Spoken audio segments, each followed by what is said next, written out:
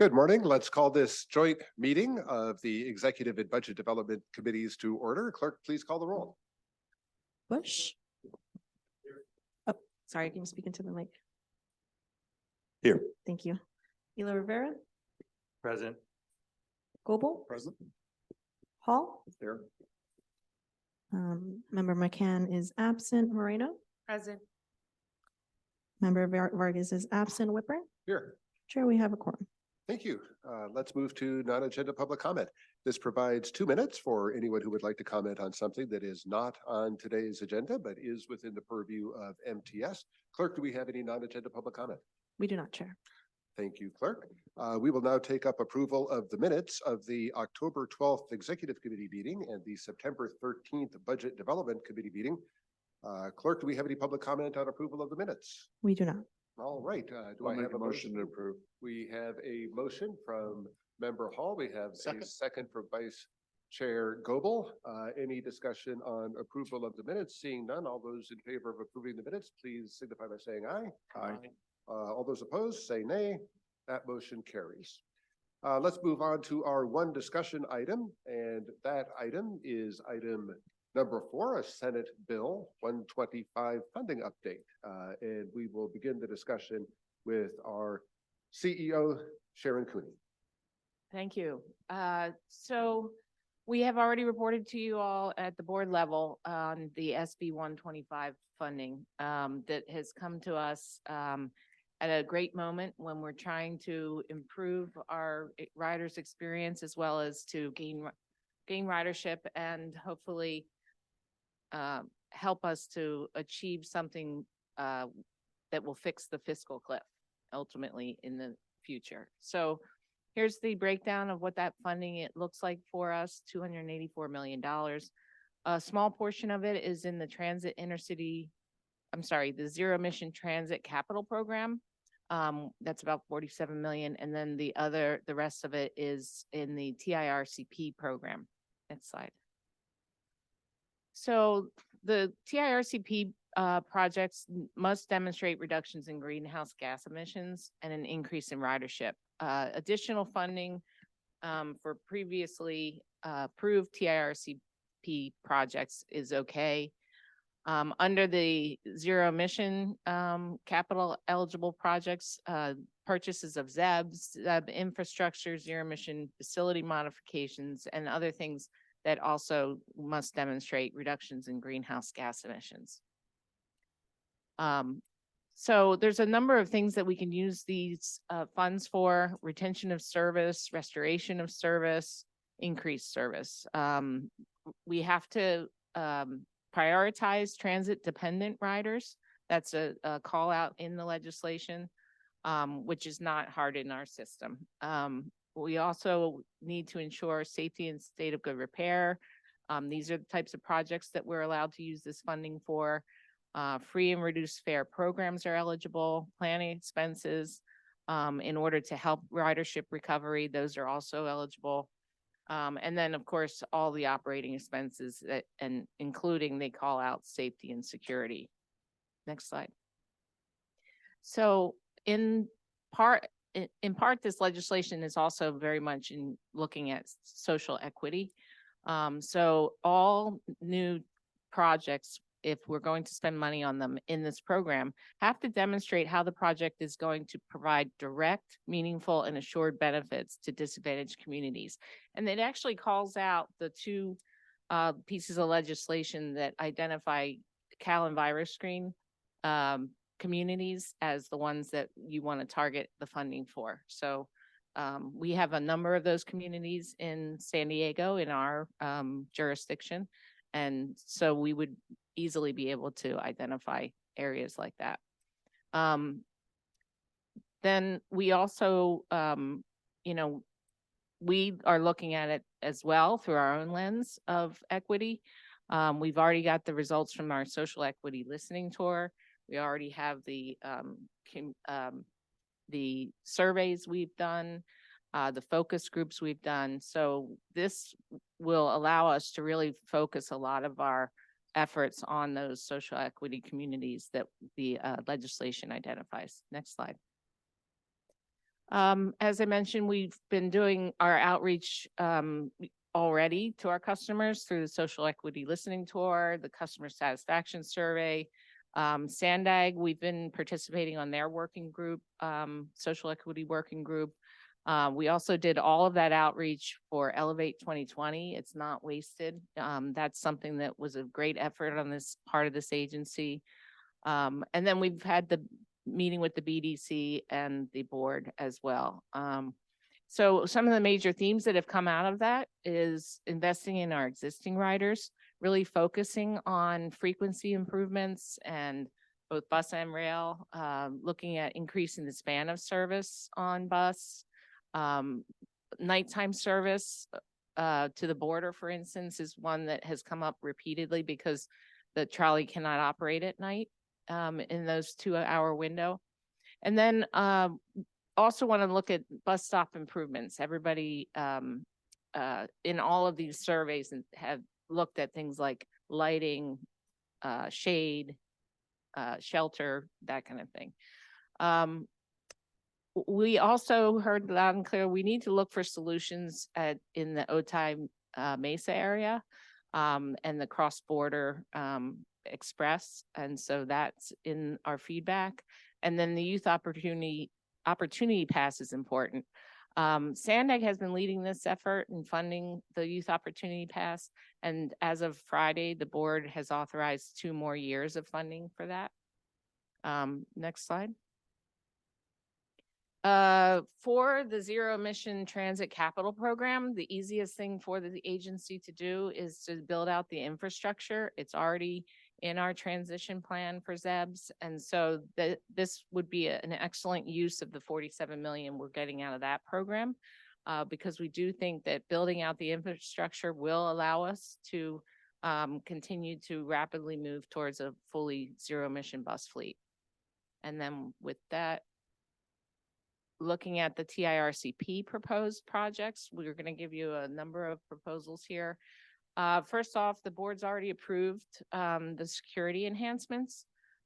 This was approved for 3.5 million per year. This just shows you where we're going to deploy them. And this was what we had discussed with the board. And then I'm going to turn it over to Brian Riley to discuss a potential capital investment that we think is supports all the goals of SB 125. Thank you, Sharon. My name is Brian Riley. I serve as the Chief Operating Officer of the Rail Division. The Orange Line signaling and infrastructure modernization encompasses the majority of the Orange Line operating envelope, with several enhancements designed to increase systems efficiency, safety, reliability, and customer experience in our most disadvantaged communities. Brian, could you move your microphone a little closer to you? Sure. This project is a complete retirement of our 35-year-old signaling system on the Orange Line rail signaling upgrades. We plan to replace the signaling system between 32nd and Commercial and El Cajon stations which was installed back in the 1980s and has surpassed its useful life cycle. And just to put that in perspective, I graduated high school in 1989. We plan to replace the out-of-date circuitry with vital computer processors-based systems. This effort will standardize the Orange Line to align with the current blue and green line signaling systems. We plan to replace 23 grade crossing warning systems. This will include new crossing gate arms associated with California Public Utilities Commission hardware to support bidirectional signaling and improve service reliability, efficiency, and safety. This will also increase operating speeds on the Orange Line from 50 miles an hour currently to 55 miles an hour. Next slide. The Orange Line track improvements, we plan to replace 7 interlockings for bidirectional operations. This effort will increase flexibility to operate around train failures, work crews while enhancing system safety, efficiency, customer experience. Currently doing track blockages, rail is dependent on supplemental bus service on the Orange Line, which is not standard for the green or the blue line. Currently, if there's a track blockage, vehicle on the main, anything that blocks our ability to operate, we have to defer to supplemental bus service to provide service for our customers. We also plan to replace 6 grade crossings.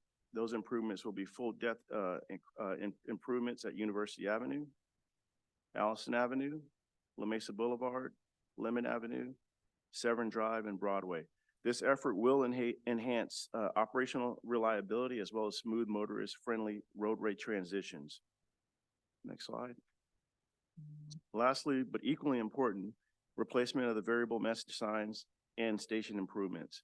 The variable message signs on the Orange Line, we plan to replace the VMS signs on the Orange Line that were installed over 10 years ago and are currently at their end of useful life cycle. Each station will get 4 replacement signs that will display next train arrival information and pertinent customer communications.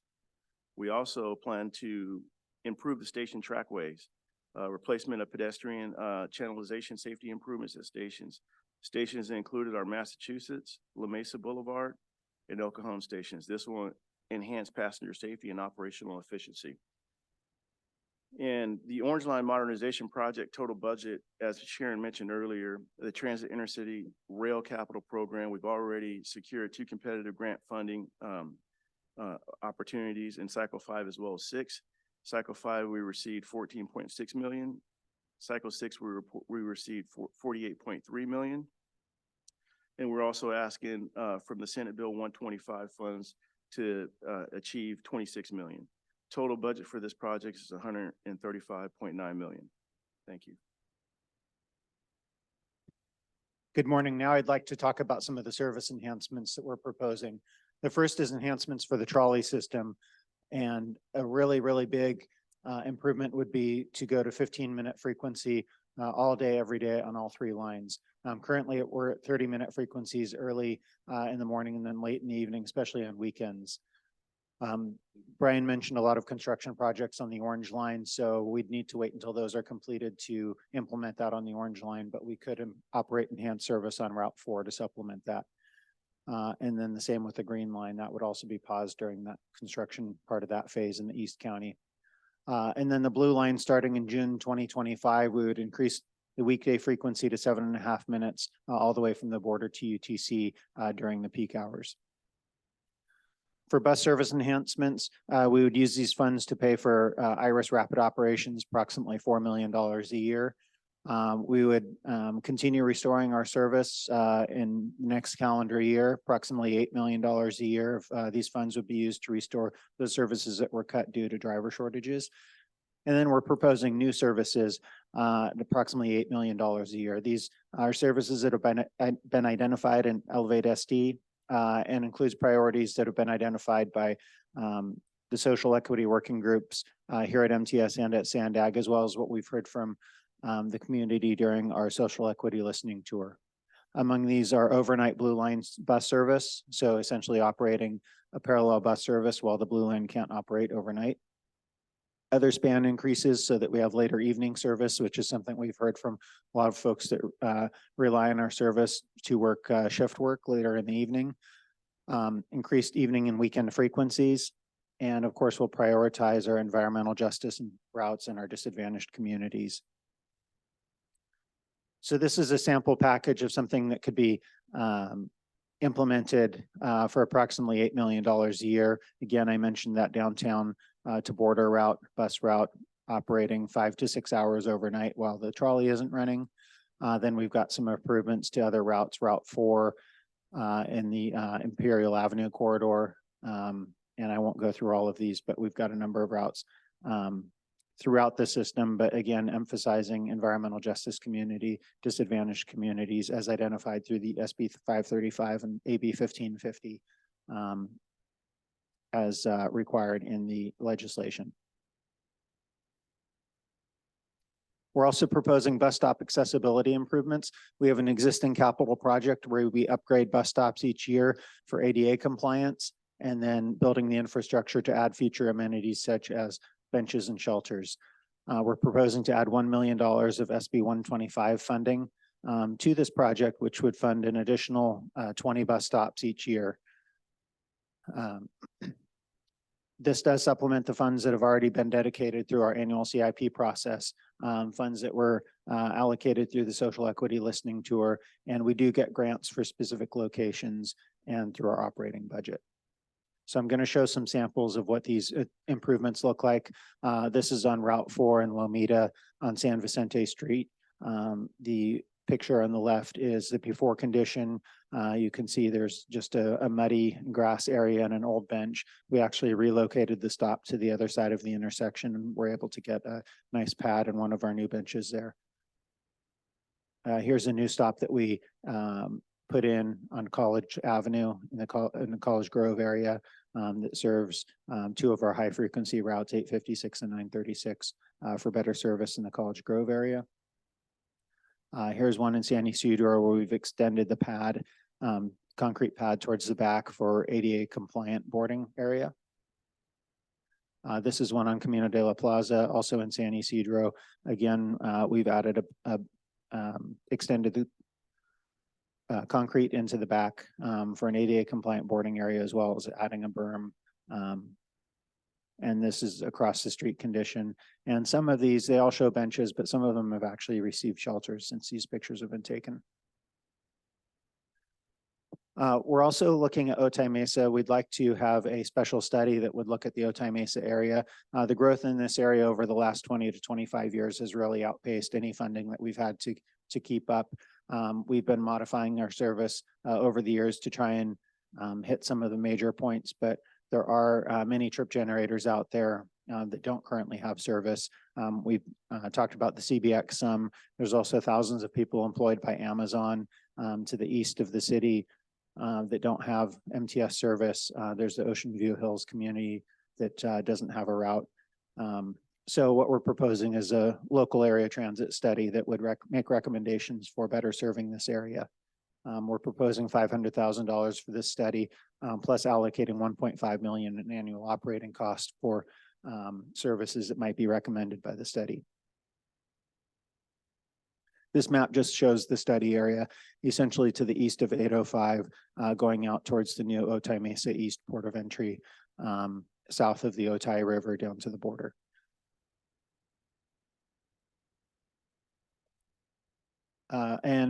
Sandag last week approved additional funding for the YOP through FY26.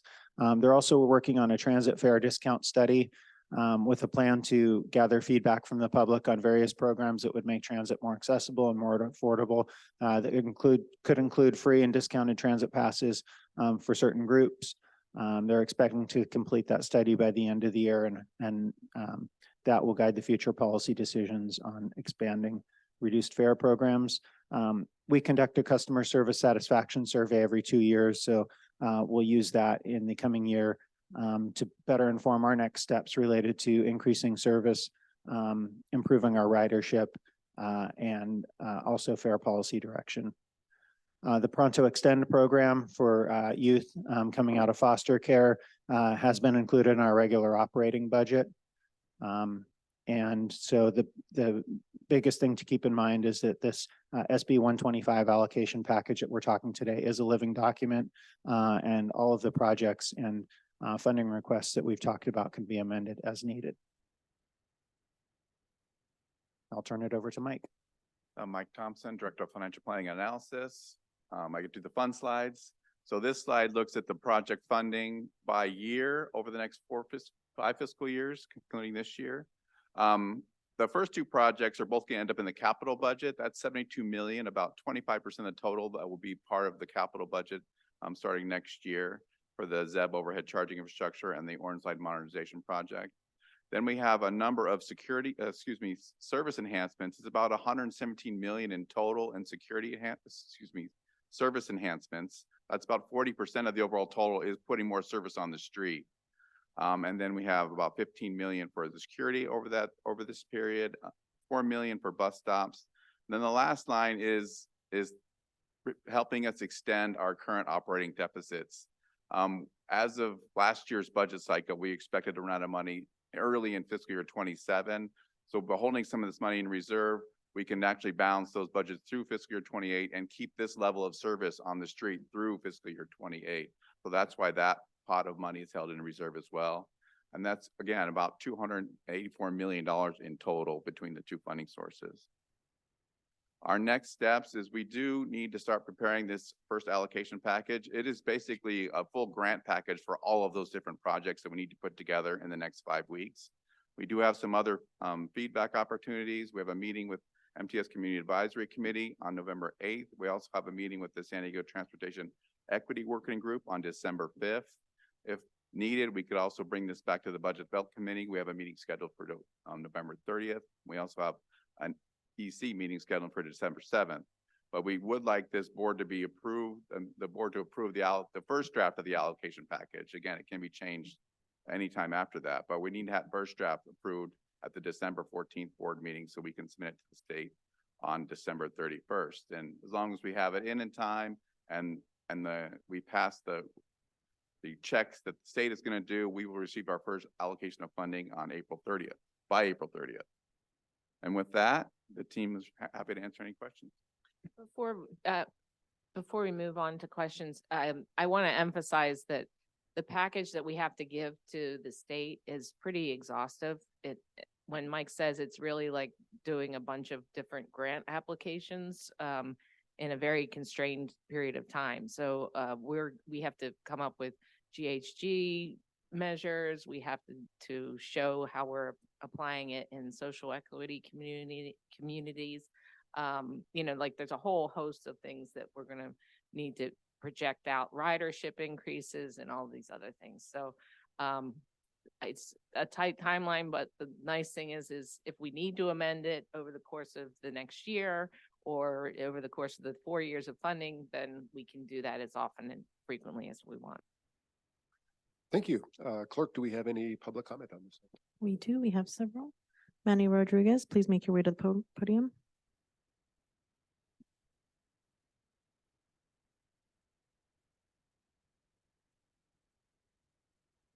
Good morning, everyone. Thanks for being here today.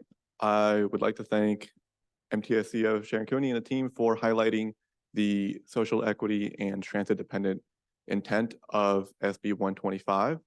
I also think Calendar Screen is a great tool to use to identify which communities are most reliant on transit. One thing I would like to see is if we can map all those bus routes that will have extended service, overlay that on a Calendar Screen map so we can all see that it is going to Calendar Screen communities that are most needed. Other than that, I think a lot of the improvements here are really good, and I look forward to, as a member of the San Diego Championship Equity Working Group, collaborating with MTS staff to make sure we have a good product. One thing I would like to add is that if we can ensure that the extended bus services can be implemented as soon as 2024. Thank you. Ariana Federico, please make your way to the podium.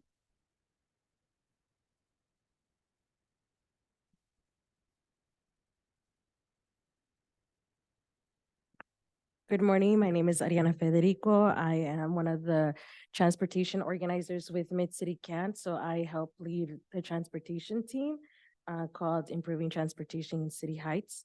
So last week we saw that the SANDAG board approved 2 years for the Youth Opportunity Pass funding, but we are here to ask if MTS can contribute or consider to contribute to the 2 extended years. Since the funding is for an extension of like 4 years, we would like to see for MTS to have some funding allocated for YOP. YOP has been very beneficial for a lot of young people. It helps them get to school, get to work, to internships, to activities, just to let them really be youth overall. So we're just here to really uplift that. We would like to see MTS kind of really consider this opportunity. SANDAG has provided funding, the County of San Diego as well. Our communities of color have done a lot of outreach. We've reached over 500 youth where we provided transportation passes and even more with Pronto accounts. So we know that YOP does increase ridership. It is efficient. And in that way, we also want to see more frequent transportation. So that would include the 24-hour service, more expansion for public transit, because public safety, when we think about public safety, we should also be thinking about how we're getting folks to and from their point as quick as possible. Thank you. Guadalupe Rojas, please make your way to the podium.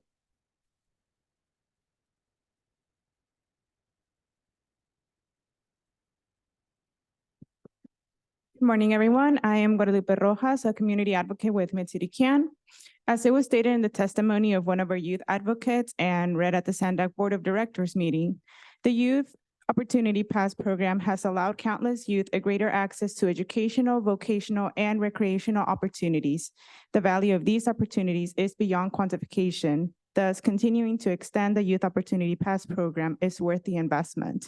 Yes, Sandak has given our transit-dependent youth hope by extending the program for an additional 2 years, but we still need MTS to include YOP in its SB 125 application and consider funding the program for fiscal years 27 and 28, since the funds will be distributed in the course of 4 years. Thank you all for your time.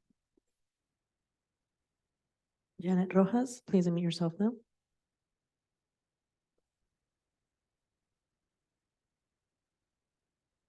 Hello, I'm Janet Rogers with the Train Coalition at Santa Fe Depot. And one of the things that I see missing from here is really expanding transit to the coast.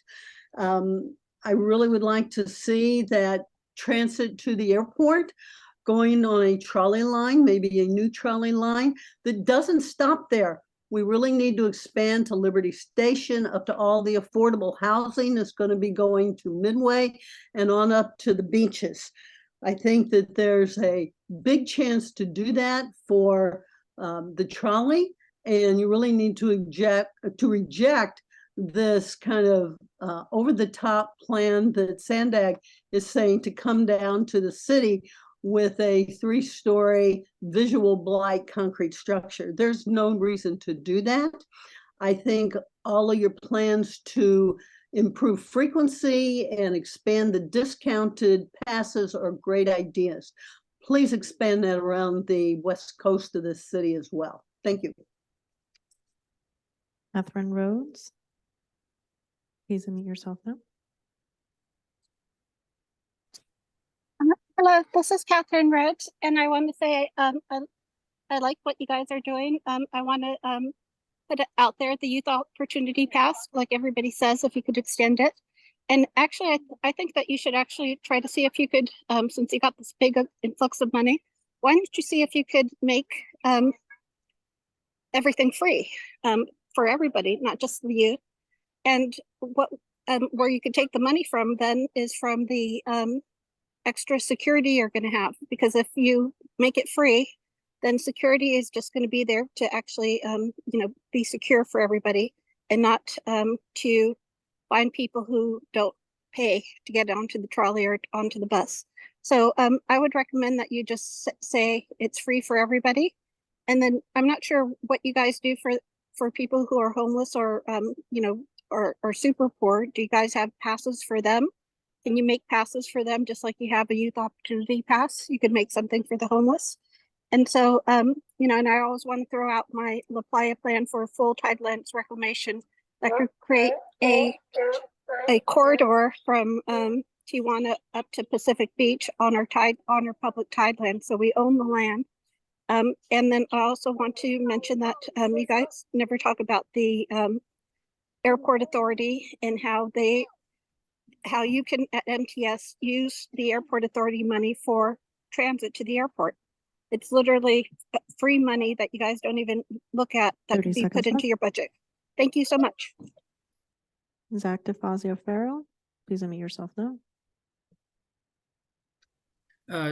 Yes, my name is Zach DeFazio Farrell. I'm the co-founder and chairman of the board of directors at Ride SD. I want to thank the board for meeting today. There's a lot to like in this plan. A lot of it looks great. In particular, the increased frequencies across the board look phenomenal. Getting the green and orange lines to 15-minute minimum frequencies would be wonderful, as well as longer 7.5-minute frequencies for the blue line from San Isidro to UTC. And I think it's great that there are some frequency improvements for the Otay Mesa area in particular. I think CBX absolutely needs to be served. I think it's kind of a missed opportunity that the new electric route, I think it's the 227, doesn't yet pass by CBX.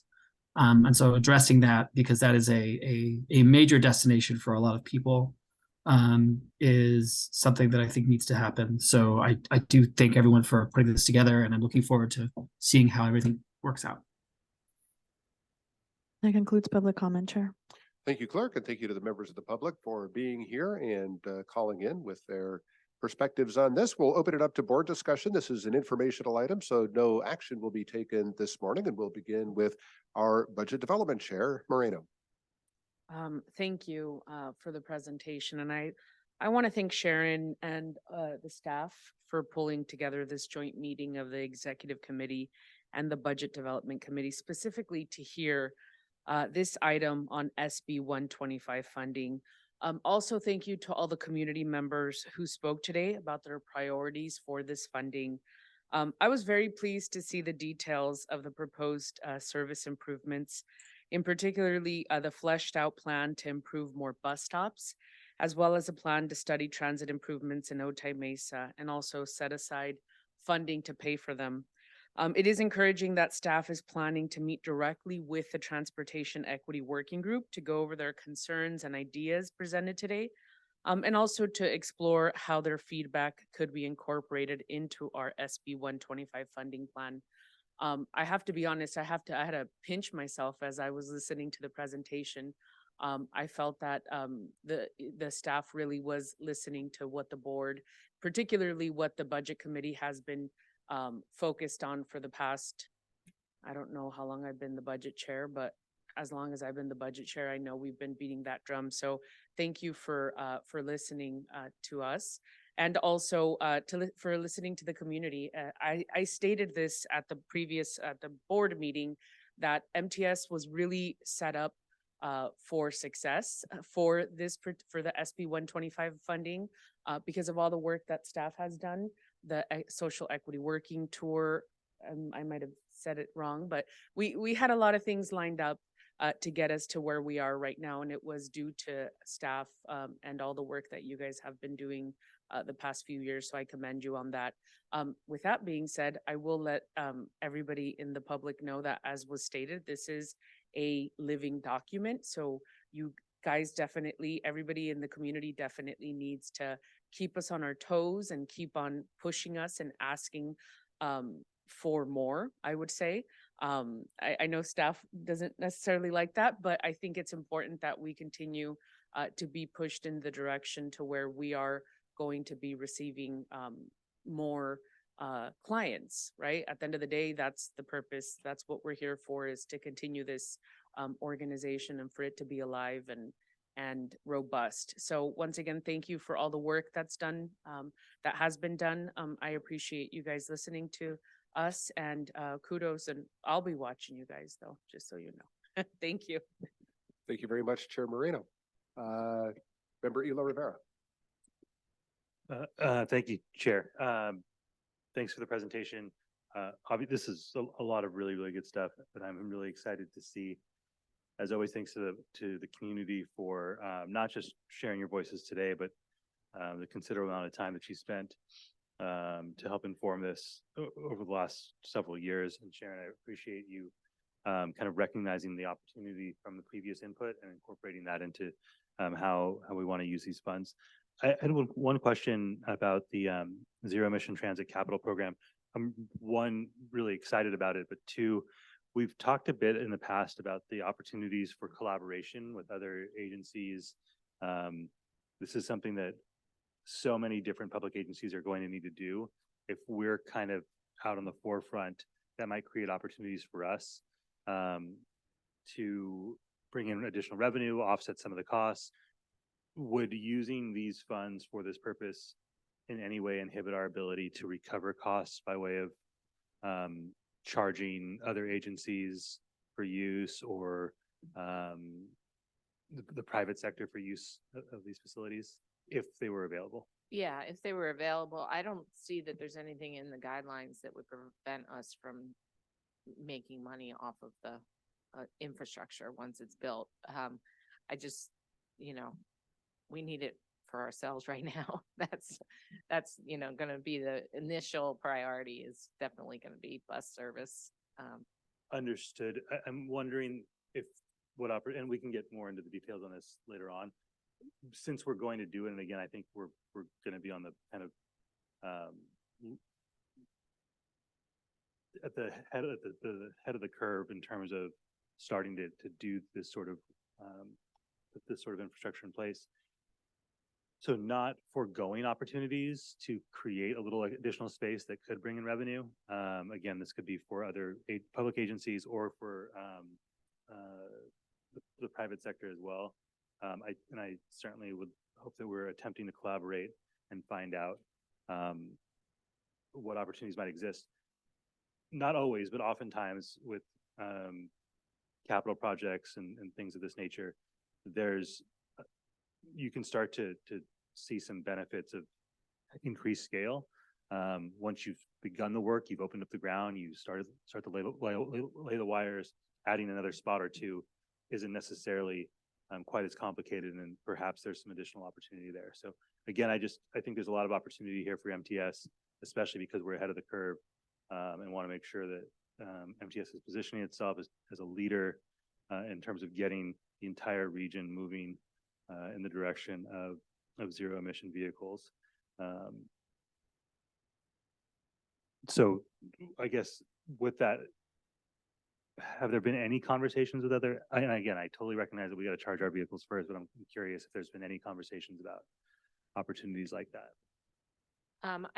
I know years ago there was some conversation, but the overhead catenary is kind of distinctive in that you have to have the vehicle has to be aligned with the overhead infrastructure. So it would have to be, and right now there's a proprietary nature to those charging on those vehicles.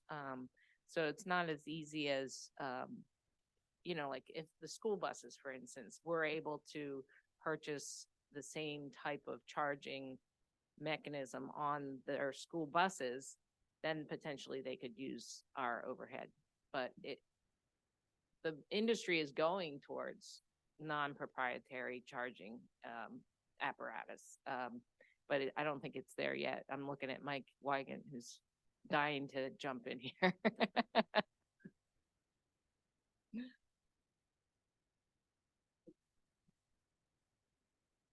Yep. As usual, our boss did a great job trying to explain it. Yeah, with the overhead system that's on a transit bus, it is specific, that charging standard is specific to transit. So most of the vehicles you're probably talking about would not work on that charging, that overhead system. And we went to an overhead because of the footprint constraints. Right. Our plug-in chargers, we have a few of them that supported the pilot among 4 divisions right now. Those theoretically could plug into that standard on other vehicles.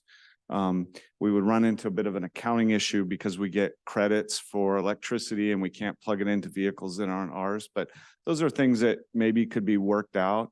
There has been some discussion as we go to hydrogen as possibly having a carve out at certain locations for third-party access. And we've had some discussions back when I was at NCTD and even now about the possibility of one day, if either one of us gets into en route charging, maybe some locations that we share like UTC area.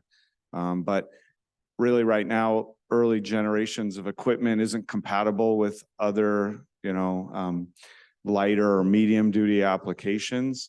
And really we're just dealing with our footprint constraints and trying to build the infrastructure. So it's on the radar as a possibility, but nothing firm at this point. Got it. Understood. And I would suggest that CTAC, when we finally build that campus, might be an opportunity like that. And we've discussed that for our hydrogen build out at some point.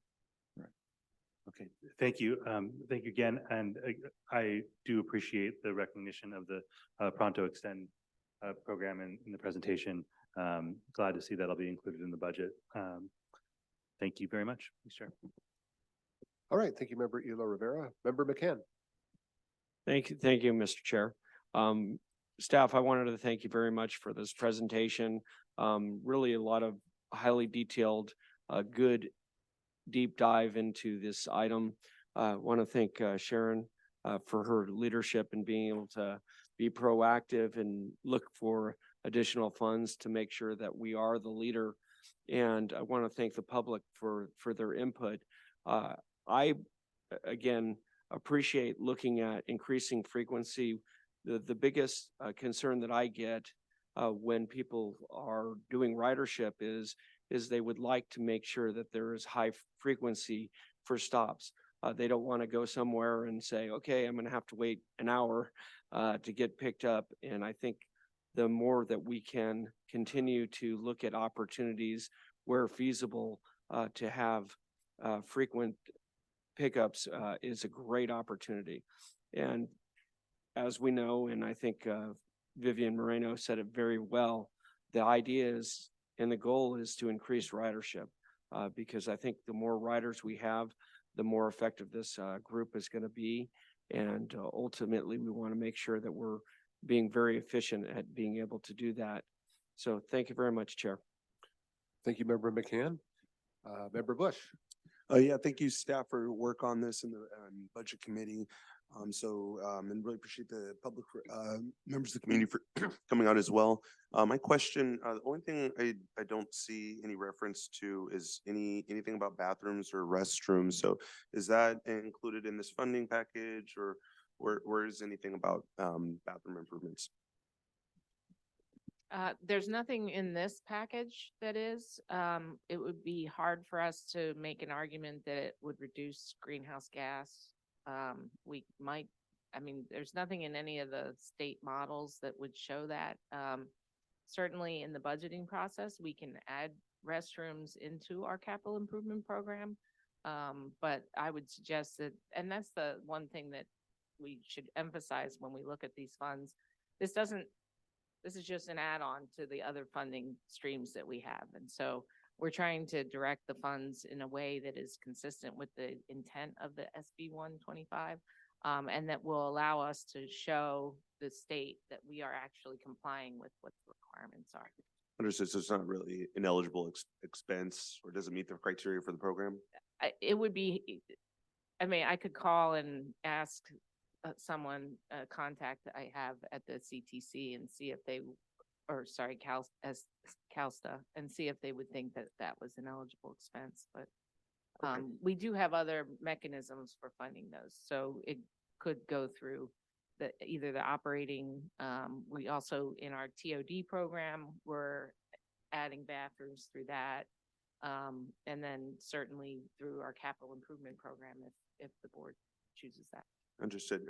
Thank you for that. And yeah, I think that makes sense about making sure that we're competitive and sticking to the criteria, just wherever there is opportunities. That was one of the biggest comments from the social equity tour is having access to bathrooms and that being part of the transit ridership experience. So, but yeah, so if we can just keep that on top of mind, but otherwise, really appreciate the recommendations and staff's work on this. Thank you. Thank you, Member Bush. Vice Chair Goebel. Thank you, Chair. One thing that I see that the expenses are allowed for is planning expenses and operating expenses intended to increase ridership. My question is, are we also considering the additional staff that we might need to measure the success of these improvements? Planning analysts, route analysts, things like that, that would, do we need more if we're adding more frequency to things? Well, in the lead up to the legislation being passed, we actually added an extra planning person with the understanding that we'd want to have someone in, added staff in place. On the capital side, this Orange Line project is huge and it's going to take a lot of coordination. We may have to come and ask for some more capital project managers to address some of the funding that we're going to be spending in this program. So those are things that we've been anticipating. And so we might be coming back though, when we amend the budget for the next fiscal year to ask for additional staff. And I would encourage you to do so because the public would say, that's great that we're adding this increased frequency or new routes or things like that. And we would want to know, was that the best route to increase frequency on? Oh, not Route 4, it should have been Route 11 or something like that. And so I would say, don't be shy to have the resources you need to successfully answer those questions that the public would say, oh, we want it over here we don't think this is, we want to shift it. That's my encouragement to ask for those resources. Thank you, Vice Chair Goebel. Well, I too want to thank the leadership team and staff for bringing forward these improvements. And I will join my colleagues in thanking the members of the public who have shared their priorities with us over the past year. You can see that many of those priorities have been incorporated in this draft. And I applaud staff's focus on increasing ridership on our trolleys and buses by enhancing services. This could be transformative. We're looking to do what the people have asked for, adding security, extending hours, increasing frequency. The infrastructure that will support an electric bus fleet is obviously key, as is the infrastructure that will enhance the trolley's orange line. So there is a lot to be excited about in this proposal. I look forward to the continued input that we will be hearing from the public in the days and weeks to come. All right, thank you, everybody. Great conversation. With that, we will go ahead and move on to our other items in this meeting, and we will begin with a review of next week's draft MTS board agenda.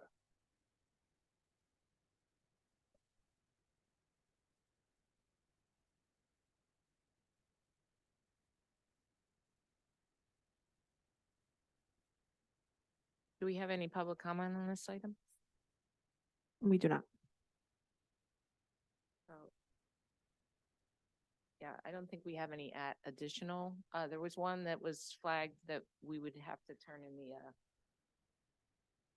after. Yeah, there is one related to a grant we have through Sandag that we just we had to update some of the explanation of it, so that will come out with the packet, but it's just to revise an agreement with Sandag regarding the purchase of some buses. Very good. Okay, and the full agenda will be posted in advance of our full MTS board meeting next week. The next meeting of the executive committee will be on December 7th, and the next meeting of the budget development committee will be on November 30th. And seeing all business being concluded at this meeting is adjourned.